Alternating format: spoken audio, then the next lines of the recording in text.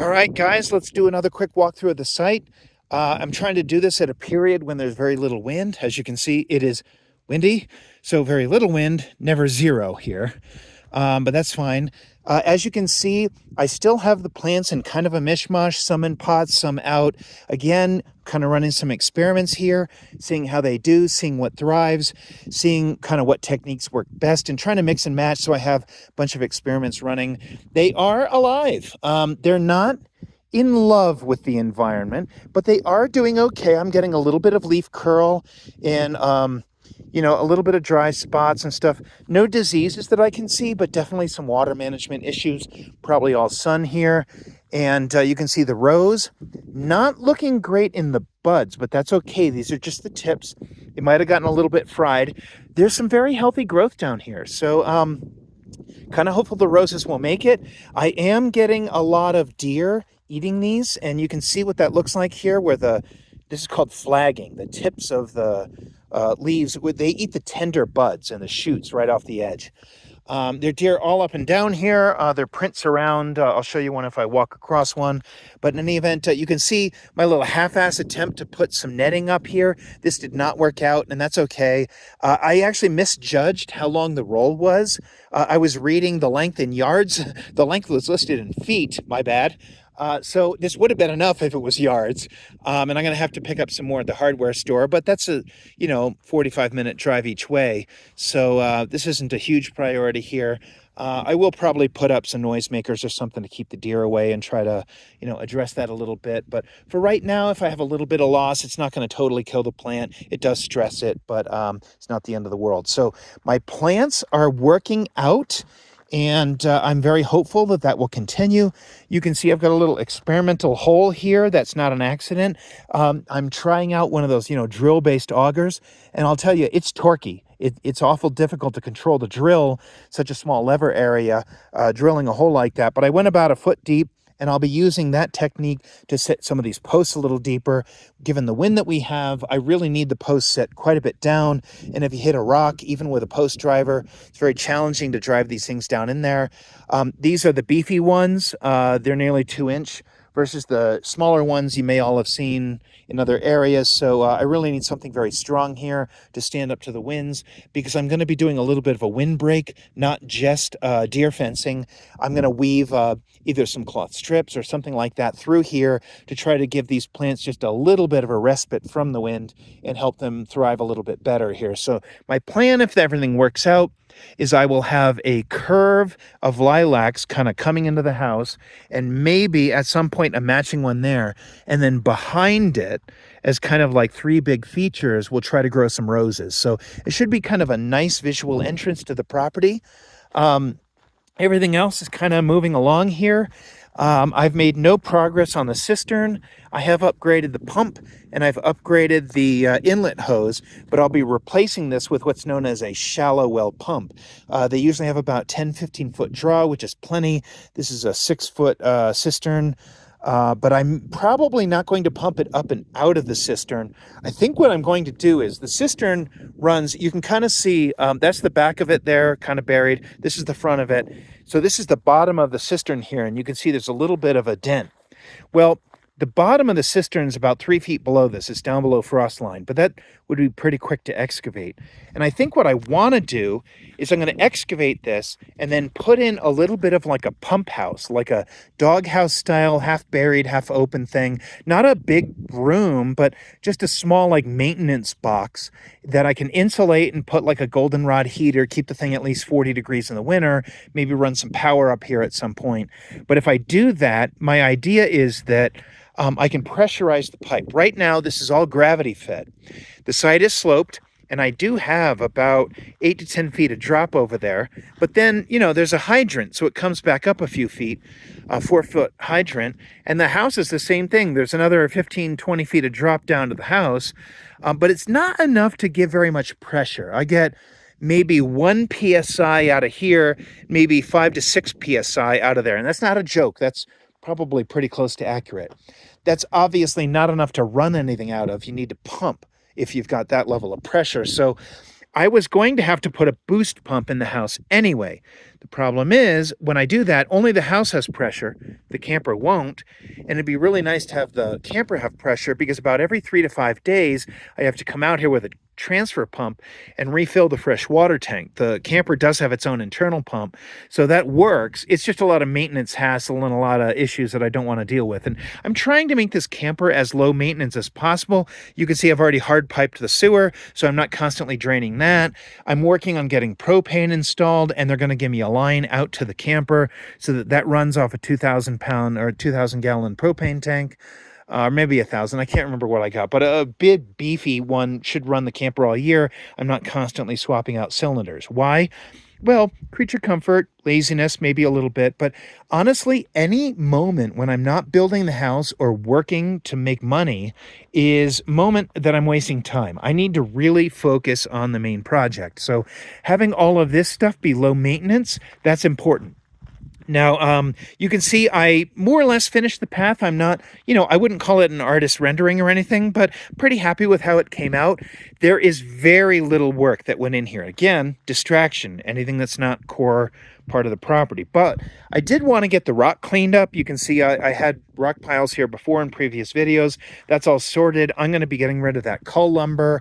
And what I'm going to do is use that cull lumber to build myself just a very crude, simple platform back here where I can do the grilling. I'm going to move the grill, and I've got a Blackstone griddle right here outside the door.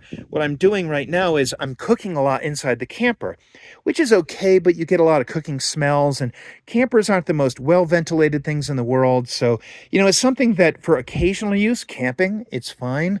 But all day, every day living here, the more I can cook outside and keep those oils and smells and everything out here, the better. That's good for the camper. It makes it easier to keep the camper clean. So there is actually a good practical reason for doing that. And I'm going to use this cull lumber up to do that little platform. I do need to make a platform because I can't have the stuff on the ground, and the wind knocks everything over here. So the grill has already been knocked over twice, and it'll just get damaged. Again, maintenance. I want to get rid of any maintenance. So I'm going to get that sorted out here, and you can see I've got these stones dry laid. There is no support under them, so some of them can be a little tippy. That's deliberate. This is not meant to be a permanent path, although you never know. It may end up being one. It is kind of attractive.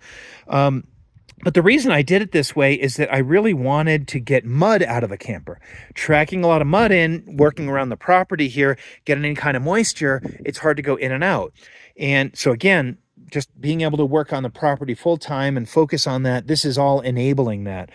You'll notice that I do have a lot of weeds growing up here, and that's okay. First of all, the weeds are stabilizing the soil. To some degree, some type of ground cover is not a bad thing. Like, we're used to pulling weeds because we want prim and perfect, but this here, I don't actually know what this plant is called, but it's kind of ubiquitous in Colorado. And also some of these kind of lower growing things, these are never going to get 4 feet tall. They're kind of dwarf species to begin with. We're at high altitude, and that's common here. You can see the grass has been growing all spring, and even the actual genuine weeds that I don't like because they have burrs in them are still only a foot tall. With all the wind here, even the sage only gets 2 to 3 feet. So for this kind of thing, I think I'm just going to leave the weeds here. Honestly, I don't think they look that bad. They, in a way, you can kind of convince yourself they're sort of pretty. And what I will do, though, is I'll take my trimmer, I'll knock the worst of this down, and I'll mulch a few feet out over here. And this will just be a place to sit in the evenings, have my meal, again, keep my spirits up. You got to stay motivated with this stuff. There's nobody else here. Nobody's pushing me. I have to drive myself. And I'm usually pretty good at doing that, but sometimes a few creature comforts are worth 20 minutes. All right, let's go into the structure and take a look at where we are. No progress at all on the shed, still using a fuel can to keep the door closed, sort of a running joke, and it's totally fine. It's as good as I wanted it to be, and good enough for now. All right, coming into the house, what have we got going on here? So, not a lot of progress over the past few days. I have been working pretty hard, but you can see I now have most of the mudroom, the entrance door, that window, coming down over into here. All of this wall framed. This will be the kitchen. So this will be a window over the sink in the kitchen. And the kitchen is actually larger than this. This is not the end. So the way we worked it is we shifted this room down a little bit, and we're going to steal some mudroom space. So there's going to be a wall from the corner of the mudroom continuing past this way. And the door from the mudroom will actually be closer to about here, not in the corner.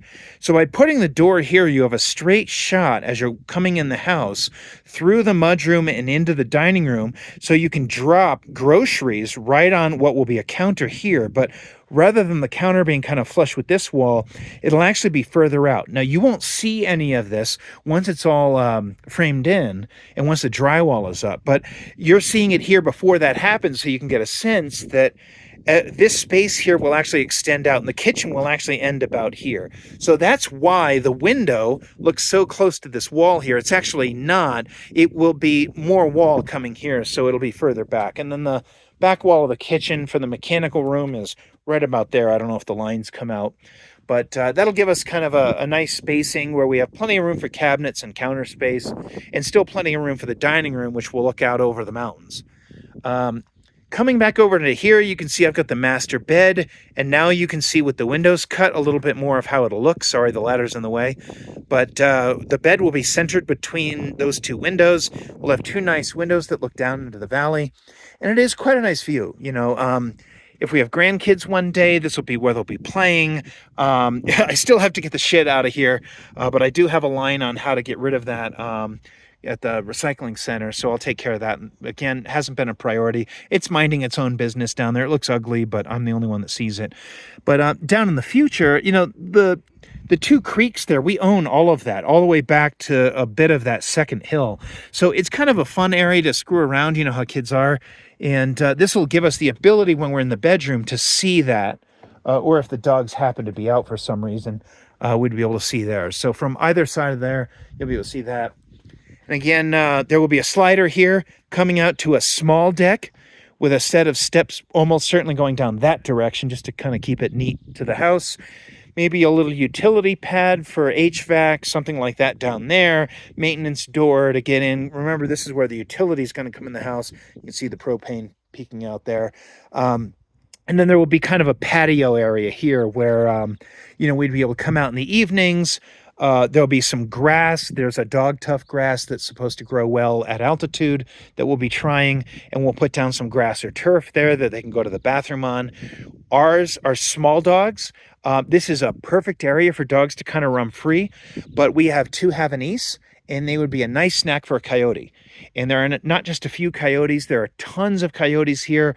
There are dens all up in the creeks and caves along there, and we hear them howling at night. We really want to keep our dogs safe from that. Best way to have them win a conflict is to avoid a conflict. So we'll be fencing off a section here from behind the camper, behind the shed, down and around to this corner. And this will be just a nice area where we can come out. The fence will be beyond the entrance to the house, so it'll run from kind of back there up and around. So the idea is that you'd be able to come in. This whole area would be gated. You park your car near the top and open a gate, bring your groceries in, do whatever else. So the dogs aren't getting out, but they can kind of roam around this area. It'll get them a lot of space to mess around, and that's what dogs do. So that's coming along really nicely. As you can see, what I've been working on here is framing this wall, and this came out great. I'm really happy with it. All my walls are very level. I've had really good success at getting that, and they're also very straight, which is part of the advantage of sheathing. You do have a very heavy wall to lift, so you do need some type of wall jack in order to make that happen, but I do. But by having the sheathing while it's down on the deck, I can get the walls up much straighter and more square. And it's funny, these more advanced techniques that the pros use, actually, they're not more advanced for me. They actually make my life easier. Doing things the more sophisticated way makes it less likely I'm going to make a mistake. So I don't have to be as perfect. So, you see videos where guys are running like string lines along their plates here. You can see I'm just starting to install my second top plate. It'll be a double top plate. So as I'm working along here, what a lot of guys will have to do is they'll run a string line along to get these walls straight. When you build them in sections, the middle could be bowed in or out. But I don't have that problem. My walls are perfectly straight because the sheathing is holding it that way. It can't help itself. It has to be straight. So I've had pretty good luck with that.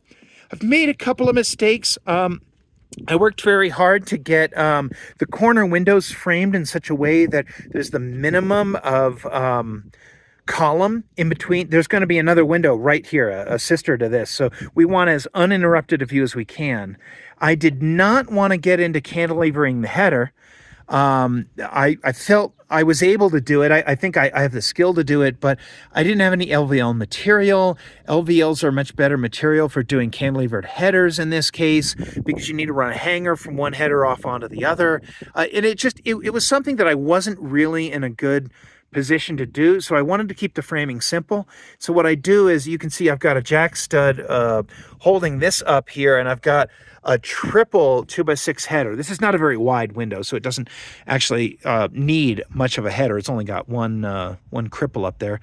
But then what I've got here is, you can see my header is going to come in and miter into the corner. Here you can see me fixing a mistake, which is kind of funny. I calculated my miter wrong, and I ran the miter too far out, so the header was actually sticking out 1.5 inches, mismeasured there. Measure once, cut twice, right?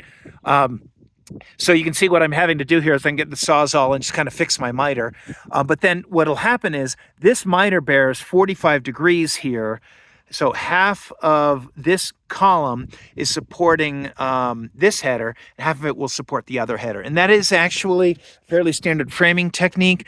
Mine is done pretty crappily, and I'm working on improving that. I'm going to recut this cripple right here, this kind of corner column, because you can see it's not quite touching the header, and that's not good. You want them to be nice and tight. So I will be fixing all those mistakes, but by and large, generally what's happening here is, you've got a column coming up from the floor, then your two headers both bear on that, transfer the load from the corner of the house down through that. And they're able to do that. That's fine. There's not a lot of weight in the house in this corner. Again, we scaled down. We no longer have a full second floor. So it's really just supporting a small roof load there.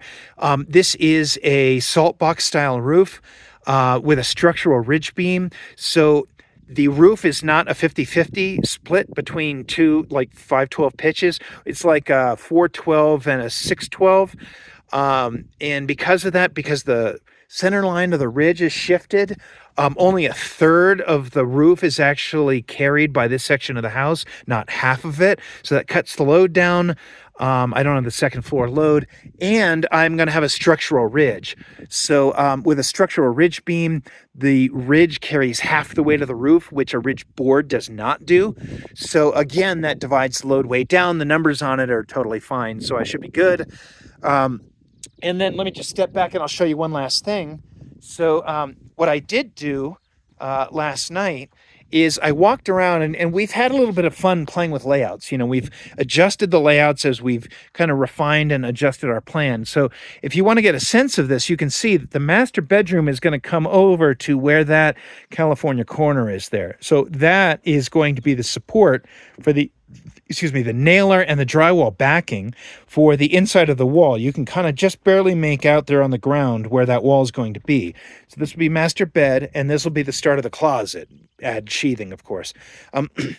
So then coming over here where this board is, you can see about where the closet will end. So the closet will run at just over 6 feet, 6.25 feet from here to here, and it'll be his and hers. So there'll be room on this side and room on this side. Now you can't quite make out where the closet is going to end, but just to kind of call it out, if you look at where these new plates that I'm just starting to do layout on for the next wall come over, about where I'm pointing here is kind of where that master bath and closet will end, right along this black line. So if you can kind of imagine that in your head, it's a fairly wide closet, even if it isn't, super deep. And because of that, we'll be able to have some very deep storage with a lot of shelves and hanging space and everything, and plenty of room to move around in here. So I'm not worried about how much space we have in the closet. And now what was in the master bath, again, coming out from about there to here, over to this board, what was 8.5 by 8.5 has now become almost 9 by 10, 9 by 9.5. So we've added a foot and a half in each direction, which 4 square feet, well, sorry, actually it's more than that, way more than 4. It's, add a foot times 9, add a foot times 9. So about 16 to 18 square feet. that we're adding here from the original size, which doesn't sound like a ton, but that's a fairly sizable amount where we're going to have more room. There will be a toilet here and vanity along there running over and ending near the window. And then over here in the corner, there will be a bunch of plants and kind of a walk-in area where you walk in this section and it'll be a walk-in flat curbless shower, which will be nice both now and, in the future. God forbid I'm in a wheelchair or something, who knows? This is single floor living, and part of the design here is it's all going to be very accessible. So in the future, as we age out, they call it graceful aging in place, something along those lines. But basically the house is designed so that it feels nice now, but when you're 80, it'll still feel nice then. You don't have to do a bunch of upgrades, as you age to be able to keep up with how you've changed physically. So this will give us a really nice bathroom. There's a guest room over here, and then kind of running over, I've taken some of the walls out, so it's a little harder to use your imagination. But right about here, if the camera will pick it up, you can see there's a pair of red marks there. That's the edge of the office, and they will come over to a pair of marks here on the floor. And this is going to be the office. So coming down in the hallway here, if you kind of use your imagination, the office will come down to about here and back out over to there. So I should have plenty of room if you walk in the office here to have a nice work area, maybe an L-shaped kind of built-in desk. I really like that idea with some really big windows looking out over the valley. And then I will still have room in the kind of the back corner of the office for some storage, or maybe like a small love seat or something along those lines just to relax on. And then, of course, this will be the great room, and you'll start to see that come together later this week, where you'll have a slider and some windows and just kind of generally framing this out here. And then, again, back to the dining room mudroom. So we're at about halfway done through the first floor exterior framing.